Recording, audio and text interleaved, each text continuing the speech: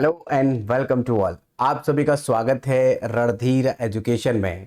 आज के इस लेक्चर में हम लोग 10 मार्च से 16 मार्च यानी आज तक के सभी महत्वपूर्ण करंट अफेयर्स को देखेंगे जो आपके कॉम्पिटिटिव एग्जाम्स में पूछे जा सकते हैं। इस करंट अफेयर की क्लास का पीडीएफ भी आपको प्रोवाइड करवा दिया जाएगा जो कि हमारे टेलीग्राम चैनल पर मिलेगा। टेलीग्राम चैनल यदि आपने अभी तक ज्वाइन नहीं किया है तो लिंक हमने डिस्क्रिप्शन में दे दिया है, वहां पर जाइएगा, उस पर क्लिक करिएगा, कुछ सेकंड का वेट करिएगा, ऑटोमेटिक आप उस पर ज्वाइन हो जाएंगे। ठीक है, ये हमारी जो क्लास है सभी कॉम्पिटिटिव एग्जाम्स के लिए ज़रूरी है, जैसे बैंक है, एसएससी है, रेलवे है, स्टेट एग्जाम जैसे यूपी पीसीएस का पेपर हो गया, आरओ एआरओ का पेपर हो गया, सुपर टेट का पेपर हो गया जो कि टीचिंग का पेपर है, या यूपीएसआई, सभी के लिए महत्वपूर्ण ये हमारा रहेगा। इस करंट अफेयर की जो क्लास है इसको हम हर संडे को आपको प्रोवाइड कराते हैं। इससे आप जुड़े रहिए, आपका current affair up to date चलेगा।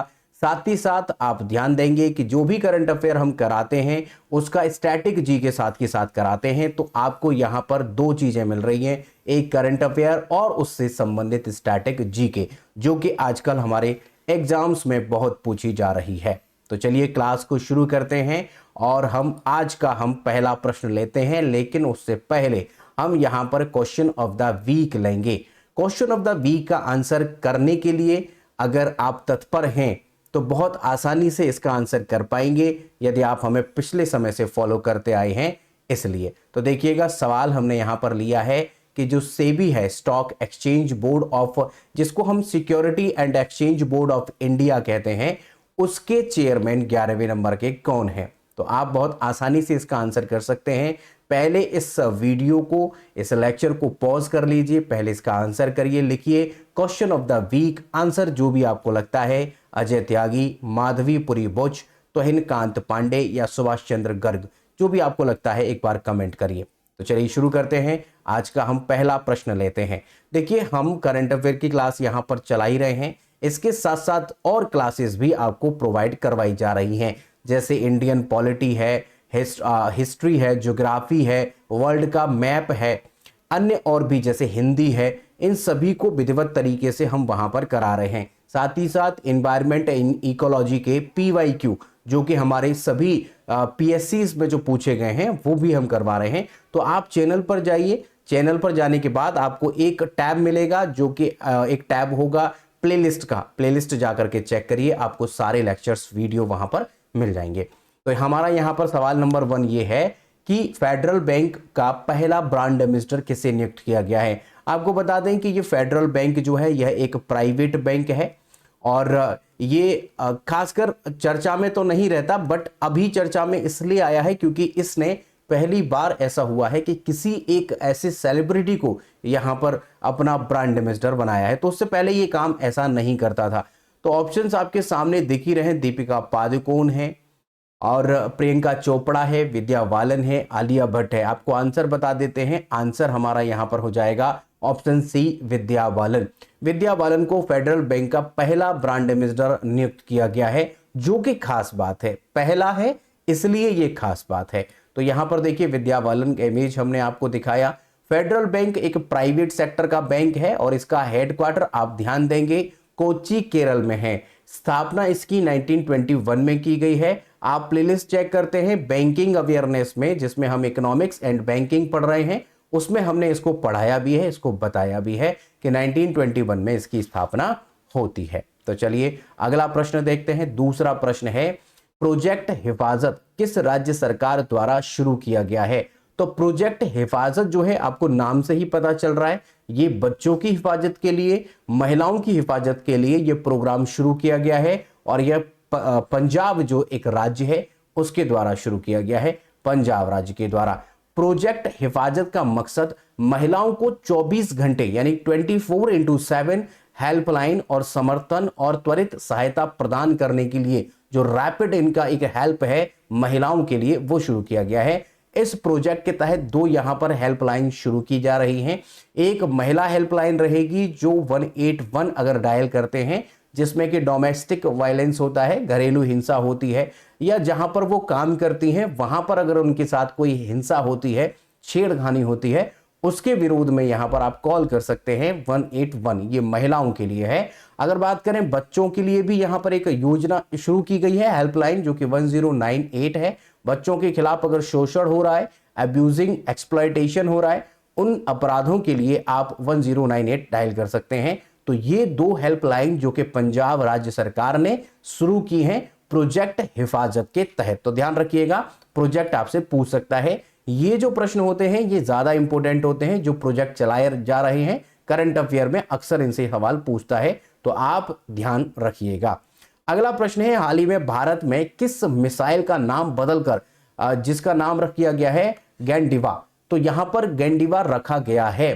तो देखिए, गांडीवा कहें या गैंडीवा, बात एक ही है। तो यहां पर जो नाम रखा गया है वो रखा गया है ऑप्शन सी, अस्त्र MK3। अस्त्र MK3 का जो नाम है वो रख दिया गया है गांडीवा। तो गांडीवा आप जानते हैं, गांडीव एक धनुष हुआ करता था, उसी के नाम पर यहां पर गांडीवा रखा गया है। तो ध्यान रखिएगा इसको, ये मिसाइल का नाम बदला गया है, मिसाइल का नाम। इसके अलावा आपको बता दें, अभी हाल फिलहाल में जो भी मिसाइल यहां पर लॉन्च की गई हैं उनके बारे में भी आपको बताएंगे। साथ ही साथ आप ध्यान रखेंगे कि इसका जो आधिकारिक नाम है वो अब क्या रहेगा, गांडीवा रहेगा। गांडीवा मिसाइल जो है किसके नाम पर बना है, अस्त्र MK3 की जगह पर है। एयर टू एयर मिसाइल है, हवा से हवा में मार करती है। DRDO के द्वारा इसे लॉन्च किया गया है, कहें तो इसे डेवलप किया गया है। इसका वजन 154 kg है और इसकी लंबाई 3.8 मीटर है। 350 किलोमीटर की रेंज तक ये अपने उसको साध सकती है निशाने को। गति अगर देखें तो 2.0 से 3.0 के बीच इसकी गति है। ठीक है भाई, तो यहां पर हमने गांडीवा के बारे में देखा। अगर बात करें कि और भी कुछ ऐसी मिसाइलें हैं जो आपको अदर एग्जाम्स के लिए याद रखनी चाहिए, जो कॉम्पिटिटिव एग्जाम्स में पूछी जा सकती हैं। एक ब्रह्मोस याद रखेंगे, ये सुपरसोनिक क्रूज मिसाइल है ब्रह्मोस। निर्भय ध्यान रखेंगे, सबसोनिक क्रूज मिसाइल है। और आकाश जो है वो सतह से हवा में, यानी धरती से हवा में ये मार करने वाली मिसाइल है जिसका नाम है आकाश। नाग के बारे में ध्यान रखेंगे, एंटी टैंक गाइडेड मिसाइल है, एंटी टैंक, जो कि नाग नाम रखा गया है। धनुष के बारे में देखें तो जहाज से लॉन्च की जाने वाली बैलिस्टिक मिसाइल है, तो जहाज से लॉन्च की जाती है धनुष। तो यहां पर इनके बारे में भी आप ध्यान रखिएगा। ठीक है भाई, अब अगला प्रश्न देखते हैं। चौथा प्रश्न हमारा क्या कहता है, 4th नंबर का प्रश्न है, हाल ही में जयपुर में आयोजित आईफा अवार्ड 2025 में किस फिल्म ने सबसे अधिक पुरस्कार जीते हैं। जब हम पहले करंट अफेयर पढ़ रहे थे तो वहां पर एक करंट अफेयर का सवाल यह बन रहा था कि आने वाले समय में कहां पर आईफा का आयोजन होगा। तो हमने कई बार इसको पढ़ाया, जयपुर में होगा, जयपुर में होगा, और ये बड़ी ही इंटरेस्टिंग एक फैक्ट था। ठीक है, यहां पर अगर आप देख रहे हैं तो आईफा अवार्ड का आयोजन जयपुर में ही हुआ है।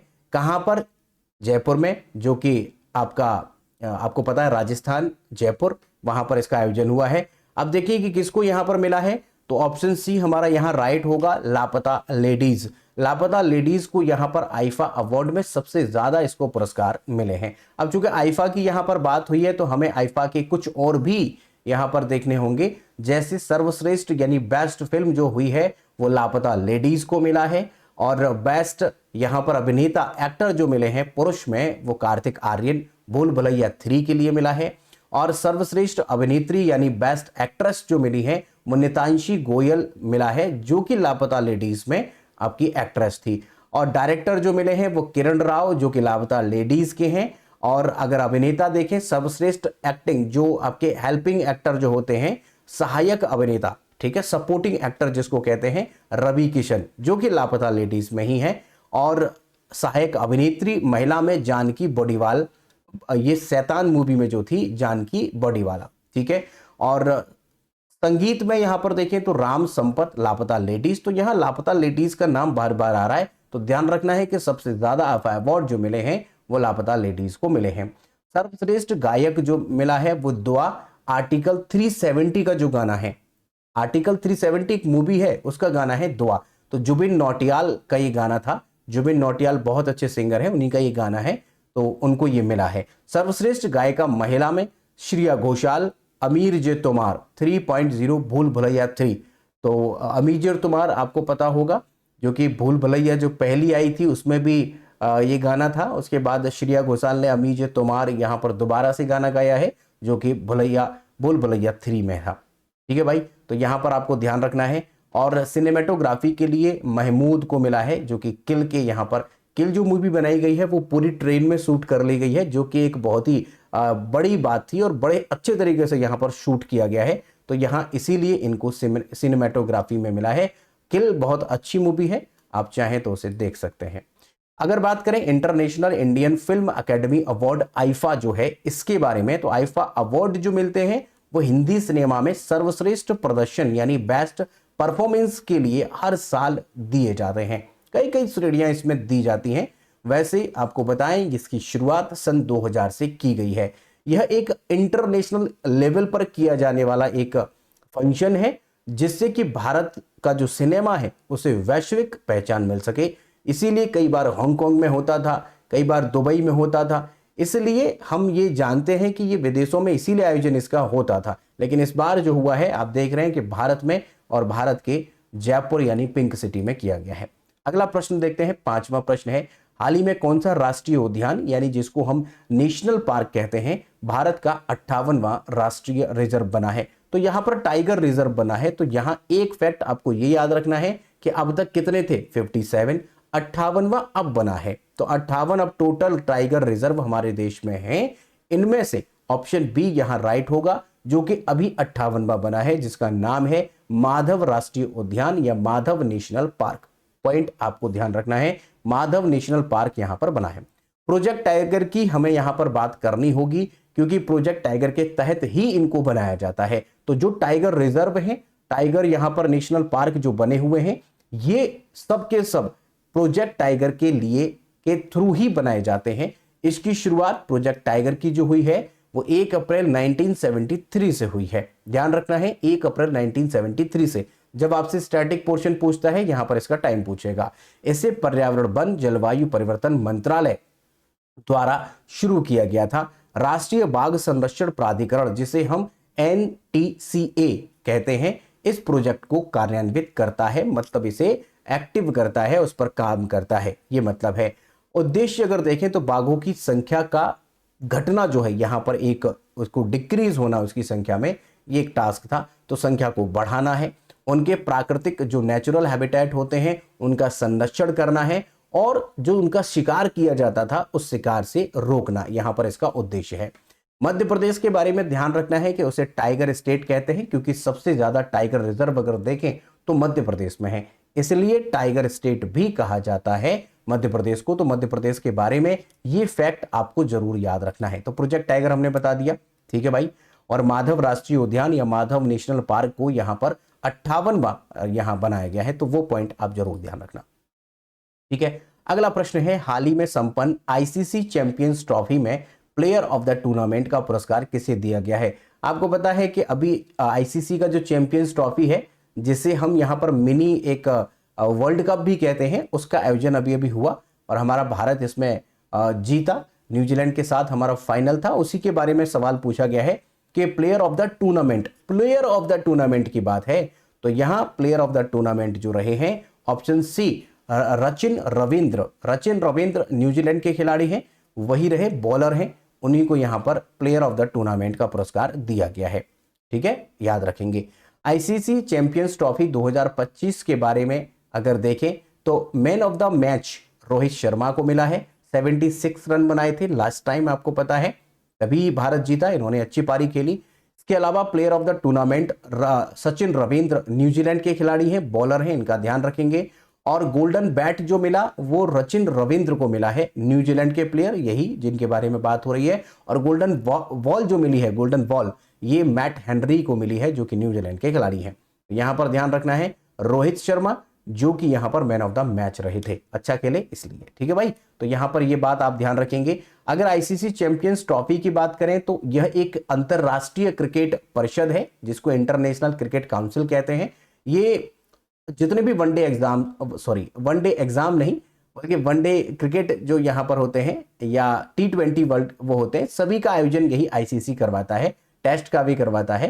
तो यहाँ आप देखें तो हमने ये बताया कि जो ये है, इसे मिनी वर्ल्ड कप भी कहा जाता है, जो चैंपियंस ट्रॉफी है उसको। वनडे एग्जाम दिमाग में इसलिए आ रहा है क्योंकि हम लोग तैयारी जो करवा रहे हैं आपको वो वनडे एग्जाम और प्री और मेंस की करवाते हैं, इसलिए वनडे एग्जाम आ रहा है। तो वनडे टेस्ट, जो वनडे है क्रिकेट में, और टेस्ट वगैरह इन सब का आयोजन होता है। इतिहास की बात करें तो शुरुआत 1998 में हुई है। पहला टूर्नामेंट बांग्लादेश में हुआ था 1998 में। और आयोजन का जो प्रारूप रहता है वो जनरली इसमें चैंपियंस ट्रॉफी में वो 8 टीमें भाग लेती हैं। इस बार भी आप देख रहे हैं कि 8 टीमें ही भाग ली थी।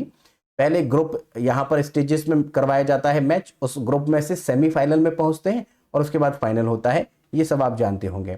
अगर बात करेंगे 1998 में कहाँ हुआ था, तो देख रहे हैं बांग्लादेश में आयोजन हुआ था, लेकिन विजेता साउथ अफ्रीका थी और जो हारी थी उस उपविजेता का नाम था वेस्ट इंडीज। तो साउथ अफ्रीका जीती पहला। उसके बाद केन्या में हुआ, न्यूजीलैंड जीता, वहां पर भारत हारा था। तो हम लोग इसीलिए यहां पर घबरा रहे थे जब मैच हो रहा था, क्योंकि भारत यहां पर न्यूजीलैंड से पहले हार चुका है इसलिए। और ध्यान रखेंगे यहां पर श्रीलंका में आयोजन हुआ है। श्रीलंका में 2002 में आयोजन हुआ था। यहां पर खास बात याद ये रखनी है कि भारत और श्रीलंका दोनों ही संयुक्त रूप से यहां विजेता बने थे। तो ये पॉइंट आपसे पूछ सकता है, जो कि 2002 में हुआ था। 2004 में आयोजन इसका हुआ।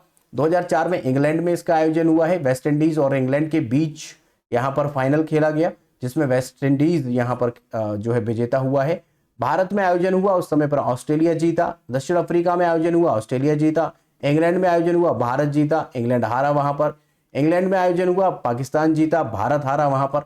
तो यहां आप अगर देखें तो हमारा भारत जो है पहले जीत चुका है और अब ये भारत फिर से जीता है।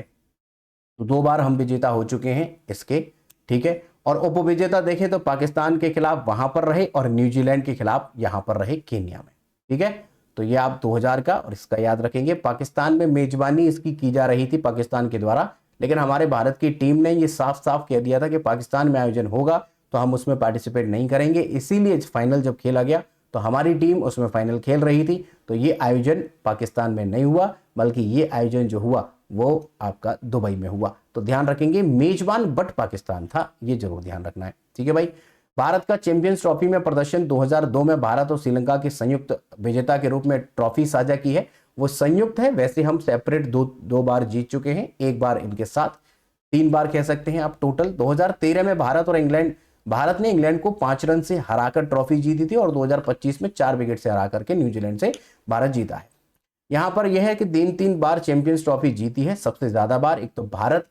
वैसे हम आपको बताएं सेपरेट अगर देखें 2 बार, और अगर उसके साथ देख लें श्रीलंका के साथ तो 3 बार हो जाती है। तो 3 बार चैंपियंस ट्रॉफी जीतने वाला यहां भारत और ऑस्ट्रेलिया दोनों बराबरी पर हैं। 2017 में पाकिस्तान से पहली बार यह टूर्नामेंट जीता था, फाइनल में भारत को हराकर पाकिस्तान ने, ठीक है। और चैंपियंस ट्रॉफी 8 साल के अंतराल बाद हुई। क्यों 2025 में जो हुई है वो 2017 के बाद हुई है, क्योंकि आपको पता है 2020 में लॉकडाउन लग गया था, कोविड आ गया था, इस वजह से रद्द कर दिए गए थे। मेजबान पाकिस्तान, लेकिन सुरक्षा के कारणों की वजह से यूएई में ये खेला गया था। भारत लगातार दूसरा आईसीसी खिताब है, क्योंकि इससे पहले 2024 में भारत ने T20 वर्ल्ड कप भी जीता था। अब यहां पर चैंपियंस ट्रॉफी भी जीत गए हैं, इसलिए बहुत अच्छा प्रदर्शन यहां पर चल रहा है। आईसीसी चैंपियंस ट्रॉफी 2025 के आधिकारिक एम्बेसडर याद रखेंगे, ये इंपॉर्टेंट सवाल हो सकता है। हमारे भारत की क्रिकेट के टीम के जो यहां पर थे शिखर धवन, और पाकिस्तान के इतने जरूरी नहीं है बट याद रखिएगा सरफराज अहमद और शेन वॉटसन ऑस्ट्रेलिया और टिम साउदी न्यूजीलैंड के थे। तो न्यूजीलैंड याद रख लेना और अपने भारत का जरूर याद रखना, शिखर धवन यहां पर एम्बेसडर थे, ठीक है। बाकी हमने यहां पर पॉइंट देख लिए, और ये जो पॉइंट्स हैं अगर आप और डिटेल से इनको बार बार पढ़ना चाहते हैं तो पीडीएफ हम आपको प्रोवाइड करा देंगे। टेलीग्राम चैनल पर पीडीएफ मिल जाएगा, और सभी जो हमारे जितने भी वीडियोस आते हैं और लेक्चर्स आते हैं उनके प्लेलिस्ट के भी हमने फॉर्मेट बना रखे हैं, तो लास्ट में इस पीडीएफ के वो भी मिल जाएंगे आपको, ठीक है। अगर आप इस पीडीएफ को किसी को शेयर करेंगे तो उसके साथ ये प्लेलिस्ट के जो लिंक्स हैं वो सब पहुंच जाएंगे ऑटोमेटिक। चलिए 7वां प्रश्न देखते हैं। 7वां प्रश्न है, कनाडा के अगले प्रधानमंत्री के रूप में जस्टिन ट्रूडो की जगह कौन लेंगे। अभी तक आपको पता है कि प्रधानमंत्री कनाडा के जो है, जो कि दूसरा सबसे बड़ा देश है, जिसकी सीमा जो है, जो बाउंड्री है वो विश्व में सबसे बड़ी सीमा में आती है, जो उसकी समुद्री सीमा जिसको हम कहते हैं सबसे बड़ी है। तो यहां पर जस्टिन ट्रूडो उसके पीएम हुआ करते थे, लेकिन अब जो बनाए जा रहे हैं ऑप्शन सी, यहां पर मार्क कार्नी जो है यहां बनेंगे अगले प्रधानमंत्री, मार्क कार्नी। ठीक है, यहाँ पर इमेज दिखाया, इनका नाम है मार्क कॉग्नी। आगे बात करते हैं, यहाँ हमने ये मैप लिया है, इस मैप में उत्तरी अमेरिका, नॉर्थ अमेरिका का कॉन्टिनेंट हमने यहाँ पर दिखाया है आपको। ये कंट्री आज आप देख रहे हैं मैक्सिको है, ये यूएसए है, वही अमेरिका है ना। तो आगे ऊपर जो देख रहे हैं रेड कलर का, ये कनाडा है, कनाडा को हम आउट करते हैं। हमने कनाडा को सेपरेट किया और कनाडा के बारे में कुछ विशेष बातें, जैसे यह एक उत्तरी अमेरिका में आता है जो कि एक महाद्वीप है। ओटावा इसकी राजधानी है। मुद्रा जो है कनाडाई डॉलर जो है, सीएडी जिसको बोलते हैं, कैनेडियन डॉलर है, वो यहाँ पर इसकी करेंसी है। और क्षेत्रफल में देखें तो दुनिया का सबसे बड़ा दूसरा देश है, रूस पहले नंबर पर है। तटरेखा देखें, जो कोस्टल वो लाइन है, वो दुनिया की सबसे लंबी लॉन्गेस्ट कोस्ट लाइन है, ये जरूर याद रखेंगे। ठीक है भाई। 8वां प्रश्न है, एशियाई महिला कबड्डी चैंपियनशिप 2025 का खिताब किसने जीता? किसने जीता है? तो यहां ऑप्शन आपके सामने है, ईरान, बांग्लादेश, दक्षिण कोरिया और भारत। तो 8 का प्रश्न का आंसर होगा हमारा प्यारा भारत, इसका यहां पर चैंपियन रहा है। तो ये हमने बता दिया है, ऐसे पॉइंट जरूर याद रखेंगे आप। एशियन कबड्डी चैंपियनशिप की बात करें तो पुरुष वर्ग की जो मेंस कैटेगरी है, उसकी शुरुआत 1980 में हो चुकी थी, 1980 में।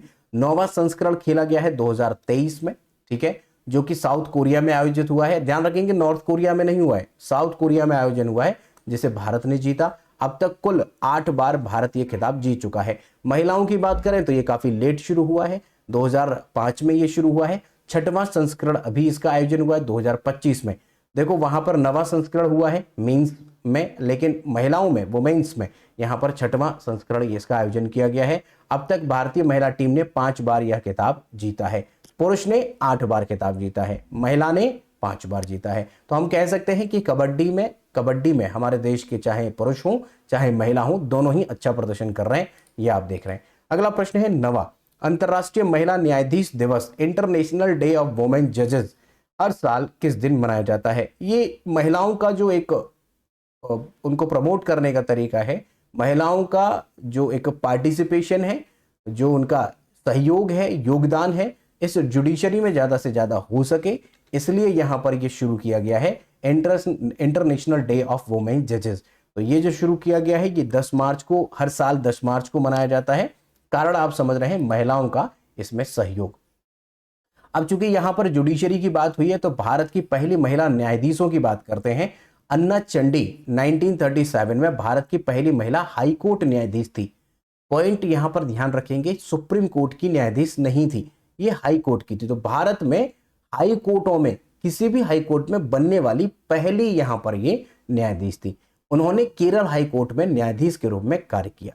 पॉइंट याद रखेंगे, अन्ना चंडी ये पहली किसी भी हाई कोर्ट में भारत के पहली यहां पर जज बनी थी। लेकिन अगर देखें फातिमा बीबी, तो भारत की पहली महिला सुप्रीम कोर्ट न्यायाधीश। तो यहां सुप्रीम कोर्ट की बात हो रही है, यहां किसी भी हाई कोर्ट की बात हो रही है। तो सुप्रीम कोर्ट में पहली महिला न्यायाधीश जो बनी वो 1989 में बनी, जिनका नाम था फातिमा बीबी। तो दोनों में अंतर ध्यान रखिएगा, अन्ना चंडी किसी भी हाई कोर्ट में, लेकिन फातिमा बीबी यहां पर सुप्रीम कोर्ट में पहली जज बनी है। दोनों में कंफर्म, आपका कंफ्यूजन नहीं होना चाहिए, कंफर्म याद रखिएगा। यहां पर देखिए सुप्रीम कोर्ट में नियुक्त होने वाली वह पहली महिला न्यायाधीश भी थी, क्योंकि नाम से आपको पता चल रहा है, और पहली न्यायाधीश भी थी महिला, दोनों ही, पहली मुस्लिम महिला कहें, पहली महिला कहें, दोनों ही बात। ठीक है, बाद में ये तमिलनाडु की गवर्नर भी रही है रिटायरमेंट के बाद। ठीक है भाई, चलिए 10वां प्रश्न देखते हैं। हाल ही में किस राज्य ने अपना सैटेलाइट लॉन्च करने की घोषणा की है? सेपरेट कर रहे हैं ये, अभी तक तो देश सैटेलाइट लॉन्च करता था, लेकिन यहां पर ये अलग से अपना सेपरेट कर रहे हैं, और सेपरेट कर रहा है हमारा ये असम। असम आप जानते हैं 7 सिस्टर्स का एक हिस्सा है, 7 जो बहनें हैं, जो कि सिक्किम को यदि हटा दें तो बाकी 7 राज्य हो जाते हैं, उनके बारे में यहां पर बताया जा रहा है। तो असम यहां पर है, एक बार पढ़ लेते हैं इसके बारे में। असम सरकार ने अपने स्वयं के उपग्रह का नाम ध्यान रखेंगे अस्मत, यहां पर जो नाम है अस्मत को लॉन्च करने की योजना की है। अब लॉन्च कर रहा है इसको, ठीक है, ओके। इस पहल के साथ साथ असम अपना पहला उपग्रह लॉन्च करने वाला भारत का पहला राज्य बनने जा रहा है। तो पहला राज्य है, ये बड़ी बात है, इसलिए इंपॉर्टेंट है। और मुझे लगता है कि जब पहली राज्य की बात आती है तो 7 सिस्टर्स के बारे में थोड़ा कम सोचते हैं लोग, तो आप ध्यान रखना असम का है, इसलिए इंपॉर्टेंट है। उपग्रह का मुख्य उद्देश्य अवैध घुसपैठ की निगरानी, बाढ़ अग्रिम चेतावनी और किसानों के लिए मौसम की जानकारी प्रदान करना है। मुख्यमंत्री वहां के हेमंत बिस्वा हैं, जो कि उन्होंने कहा है कि जो बजट है उस बजट में तकरीबन 450 से 500 करोड़ रुपए इस पर खर्च किए जाएंगे और यह इसरो के सहयोग से लॉन्च किया जाएगा। तो इसरो का सहयोग है, ये ध्यान रखेंगे। अब हम यहाँ पर मैप ले रहे हैं। मैप हमने यहाँ पर इंडिया का लिया है, जिसमें आपको दिखा रहे हैं 7 सिस्टर्स। आप ये वाला जो देख रहे हैं ये सिक्किम है, ये सिक्किम है, बस ये इसमें नहीं आता है, ये पॉइंट ध्यान रखेंगे। इसके अलावा आप देखें अरुणाचल प्रदेश हो, है ना, ये आगे की तरफ, यहां से आगे की तरफ के जितने भी राज्य हैं ये सभी इसका हिस्सा है। 7 राज्य इसमें आते हैं, बट सिक्किम इसमें नहीं आता। अब इसको हम आउट करते हैं, हमने इसको आउट किया। इसको, चूंकि ये असम है, असम के बारे में राजधानी देखें तो दिसपुर है, मुख्यमंत्री हेमंत बिस्वा शर्मा है, राज्य की भाषा असमिया है, क्योंकि असमिया आप जानते हैं कि 22 भाषाओं में शामिल है। स्थापना 26 जनवरी 1950 को की गई है। लोकसभा की सीटें 14 हैं, राज्यसभा की सीटें उसकी आधी यानी 7 हैं, विधानसभा सीटें 126 हैं। ठीक है भाई, इतना असम के बारे में आप ध्यान रखिएगा। स्टैटिक भी हम आपको साथ के साथ में बताते चल रहे हैं। हाल ही में महिला समृद्धि योजना कहाँ लॉन्च की गई है? तो महिला समृद्धि योजना जो लॉन्च की गई है वो दिल्ली में लॉन्च की गई है। दिल्ली में आप जानते हैं कि अभी हाल ही में बीजेपी की सरकार बनी है। प्रीवियस क्लासेस में हमें बता दिया कि मुख्यमंत्री कौन बना है, महिला को मुख्यमंत्री बनाया गया है, सब बातें हमने बता दी हैं। तीसरी महिला वो मुख्यमंत्री बनी है, सब कुछ हमने पिछली क्लास में बता दिया था। अब दिल्ली के बारे में बात हो रही है तो देखते हैं कि क्या क्या मिलेगा। इसमें 2500 रुपए की आर्थिक सहायता दी जाएगी जो आर्थिक रूप से कमजोर दिल्ली की महिला हैं। अरविंद केजरीवाल ने भी एक योजना शुरू की थी जिसमें उन्होंने कहा था कि अभी हम जो पैसे दे रहे हैं वो 1100 रुपये दे रहे हैं, लेकिन जब समय आएगा तो हम इसे बढ़ाकर 2100 रुपये करेंगे, ऐसा उन्होंने कहा था। लेकिन बीजेपी सरकार ने वहां पर 2500 रुपये देना शुरू भी कर दिया है। यह योजना जो है, मध्य प्रदेश में लाडली बहना योजना चलती है और महाराष्ट्र में लाडली बहन योजना जो है, क्योंकि वहां पर आप जानते हैं मराठी एक भाषा बोली जाती है, तो उसमें है ये लाडली बहना, उसी के तर्ज पर है ये महिलाओं के लिए।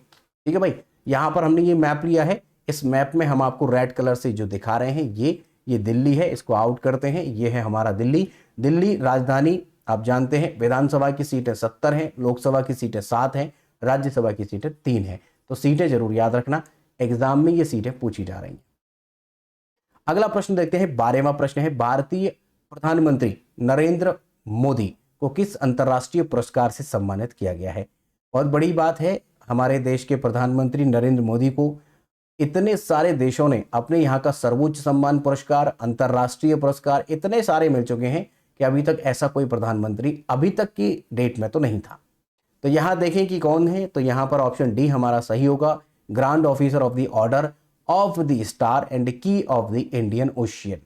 तो हम बात कर रहे हैं, ये है मॉरिशस का।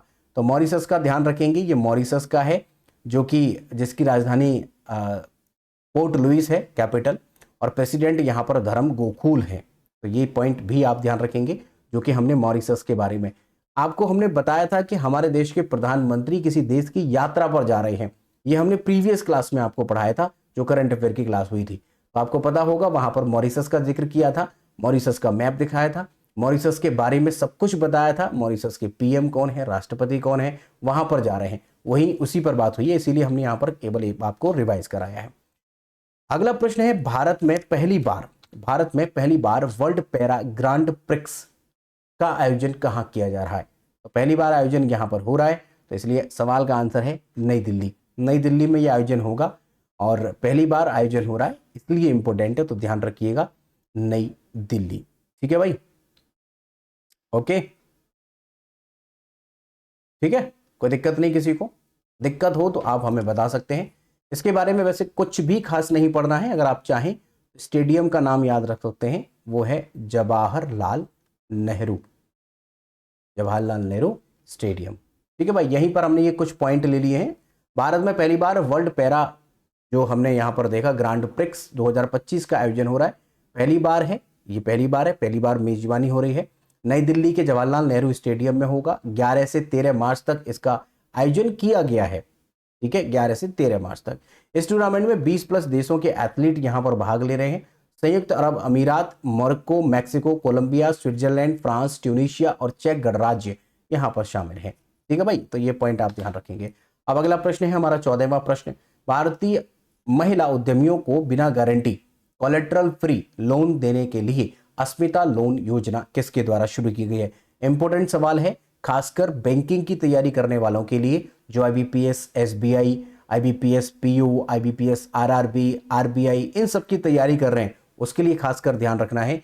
हम आपको बता दें कि हमने पूरा बैंकिंग पढ़ा रखा है। बैंकिंग का प्लेलिस्ट आपको अलग से मिल जाएगा, वहां पर जाकर के चेक कर लीजिए। चैनल पर जाइए, प्लेलिस्ट कॉलम में जाइए, बैंकिंग अवेयरनेस आपको अलग से दिख जाएगा। पूरा बैंकिंग पढ़ाया है, types of cheques, types of accounts, सब कुछ पढ़ा रखा है। आप वहां चेक कर सकते हैं, उनसे पढ़िए, ध्यान से पढ़िए, आपके वही एग्जाम्स में आता है।